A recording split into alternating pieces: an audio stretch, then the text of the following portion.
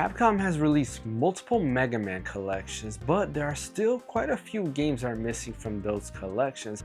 And even more, there's actually two series that have been absent since those collections. So let's go ahead and talk about the case of the missing Mega Man games.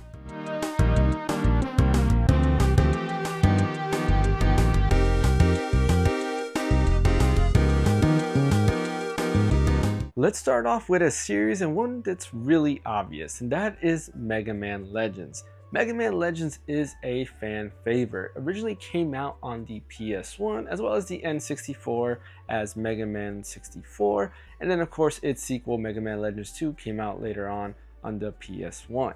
Mega Man Legends is an, I guess you could say, action adventure game, maybe an RPG, I don't know. It's kind of like a blend of them all, and honestly it was one of my favorite experiences as a kid playing it. It's a game that I feel like needs to come back. I made a video a while back detailing how I feel that Mega Man Legends could be a actual neat future for Mega Man because of the elements that that game brings. Nowadays, a lot of people prefer the action RPG slash action adventure game. Think of games like, Elden Ring or Star Wars, anything like that, anything that has adventure mechanics in it, as well as some action elements. A lot of people like that, and sprinkle a little bit of RPG elements. That is exactly what Mega Man Legends is. It's a very fun game, and a game that I would love to see come back. The thing with that is you can't really make a legacy collection when it comes to that, because there's only two games in the series. There's Mega Man Legends and Mega Man Legends 2. Mega Man Legends 64, or I'm sorry, Mega Man 64 is just Mega Man Legends for Nintendo 64, and that I can see coming later on to the N64 Online for Switch Online, which I would definitely love. But as far as Mega Man Legends and Mega Man Legends 2, I don't know. I don't think Capcom will spend money just to go ahead and make a collection or call it a collection, and it's just two games. So that's something we'll have to wait and see what they're going to do with those. Honestly speaking, I would love for them to come back with a remake or even a better remaster of those games with just better controls overall. The game has high potential to be a fan favorite, or rather to be a favorite, coming back with HD graphics and just, up-to-date gameplay, because yeah, the gameplay is a little bit outdated, but nonetheless still a fun game. So this is one of those games that we'll have to wait and see what does Capcom do with that. But I do hope that it does come to N64 through the N64 Online for Nintendo Switch. And let's mention the other franchise, or rather the other series that's just been absent overall, and that is Mega Man Star Force. This can actually be made into a collection because there are actually quite a few Star Force games, and even though, yeah, a lot of them are the same game, just kind of different versions of those games. Think of like Mega Man Battle Network, you got like, Red Sun, Blue Moon, stuff like that. Think of things like that. A lot of them are that, but still, I feel like there's enough games that you can create a legacy collection for that. Mega Man Star Force is basically like Battle Network, except rather than you playing on a 3x3 grid, you're actually put aside in a horizontal kind of format where you're really just looking straight and you can only move left and right. And for me personally, I remember back then when that came out, I felt like it was a step down with what we had with Mega Man Battle Network, but it still works. It's still pretty fun. Instead of having battle chips, you have different cards that you can utilize, and for the most part, it's very similar to Mega Man Battle Network. There are moves that allow you to go ahead and teleport to the enemy and use your sword. There's a bunch of other things available. There's different transformations, different unique cards, and as far as story goes, again, it's still very similar to Mega Man Battle Network. I do feel like these games should come back, and I would like them to come back because there's a lot of history in those games, and honestly, yeah, they were really fun. As much as I prefer Mega Man Battle Network, I still think that Mega Man Star Force was really fun overall, and I would just like to see those come back. So hopefully Capcom is cooking up a Mega Man Star Force Legacy Collection, because I feel like that's something definitely we could see coming very soon. Alright, so now that we got the missing two series that are actually just missing in general from a Legacy Collection, let's talk about the missing games in a Legacy Collection. Like I mentioned earlier, there are quite a few Legacy Collections out there, and within those collections, there's actually a few games that just haven't showed up and they're nowhere to be seen. So let's go ahead and dive in and talk about those. The first one is a game that I would like to see be updated and added into the Mega Man X collection, and that is the Mega Man Extreme series. Mega Man Extreme and Extreme 2 first came out on the Game Boy Color, and honestly they're games that I feel like should still be added into the X collection. Yeah, I do get it that they are basically kind of copying the levels that were available in Mega Man X, X2, and X3, but for the most part I still feel like these games are very fun on their own. For example, in Mega Man Extreme 2, you do get to play as Zero, which is pretty awesome. You can play the whole game as Zero, playing through levels from Mega Man X3, and honestly, I think that's pretty cool. It is one of the first times that I can remember playing as Zero, but nonetheless, they're still very fun games, and games that I feel like definitely need to show up in the Mega Man X collection.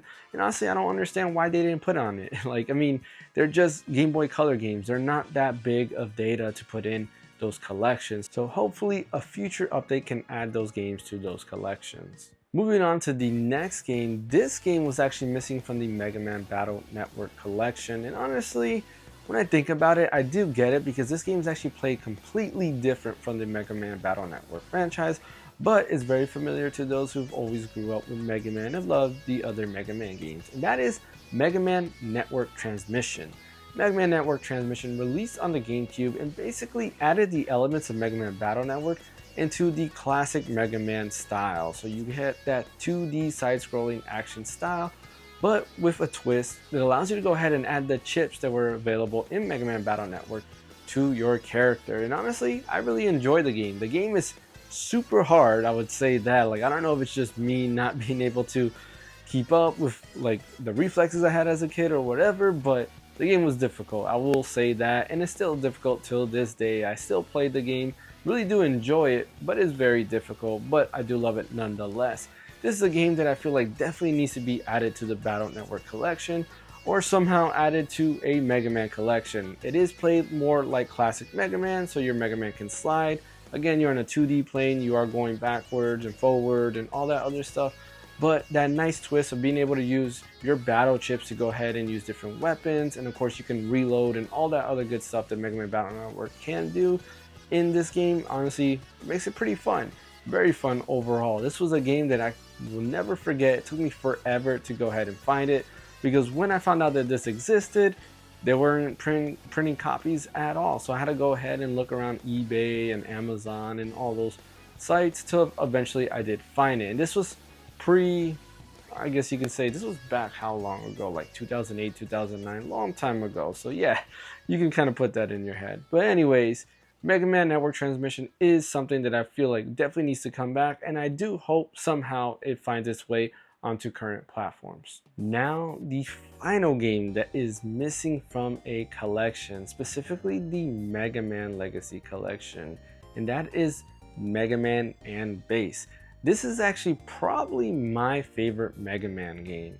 Mega Man and Bas originally released on the SNES, aka the Super Famicom, only in Japan, and never released over here in the West until the GBA version. And there's some things I can say about the GBA version, such as the sound not being as good as the Famicom version, or rather Super Famicom version. The music in the Super Famicom version is just so much better overall. Just everything about the game is better on the Super Famicom.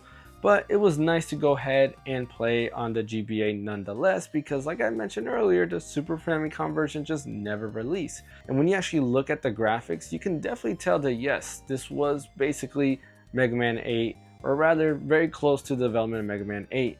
These sprites and just everything overall in this game are pretty top notch for a Super Nintendo game. When you compare it to something like Mega Man 8 on the PS1, it's actually pretty ridiculous to see how close they are in terms of style and just overall graphics. Actually, you know, when I look back and look at Mega Man 7 to Mega Man and Bas, and those are both Super Nintendo games, there's a huge difference in just the quality of those two. So yes, Mega Man and Bas, I would hope for it to come over here to the West in an update on the Legacy Collection. Mega Man and Bas allows you to go ahead and play as both Mega Man and Bas in an adventure that actually borrows some levels from Mega Man 8, while some other ones are more original, and honestly, it was pretty awesome. Bas does play different from Mega Man, such as Zero and X, right? How they play different. They do have differences here. Bas can go ahead and pretty much rapid fire, where of course Mega Man has his charge shot, Bas can double jump while Mega Man can go ahead and slide. But there is a neat twist on this game, and that is that it allows you to customize both Mega Man and Bas with different, like, I guess you could say, augments to their stuff. So for example, by default, Bas cannot go ahead and shoot through walls, but you can go ahead and add an attachment that does allow you to go ahead and shoot through walls. There are other different attachments that you can add to each character. You do have to buy them, finding the bolts. There are on the different levels, but nonetheless, it's still a fun feature, and I really did enjoy that feature. It was nice to go ahead and customize your characters in the way that you want to play. But yeah, there you have it. These are games that are missing from a legacy collection, or that do not have a legacy collection at all. And I do want to go ahead and say that yes, I do understand there are more Mega Man games that I have not mentioned, such as Mega Man Soccer, but I feel like these are the games that are either vital to those collections and they can add something to those collections because their playstyle are similar to what we've already played and what we know in the main Mega Man franchise, or B, of course, these are games that are actually, I think, pivotal and major in the Mega Man community, such as Mega Man Legends and Mega Man Star Force. While yeah, I get it, there's Mega Man Soccer, you have the fighting game, which I can't remember, and technically that fighting game you can play through Street Fighter, so like I guess there is that as well. So I guess technically it's not missing in action, it's just not standalone. But yes, I do get it that there are those games, but these are the ones that I feel are just very important and games that I would like to see come back. Honestly speaking though, I think Mega Man 64 has a high chance of going to Nintendo Switch Online. We did get the Wily Wars available through the Sega Genesis on Nintendo Switch Online, so I can definitely foresee Mega Man 64 coming. And honestly, I don't know what's keeping them. They should just definitely do that.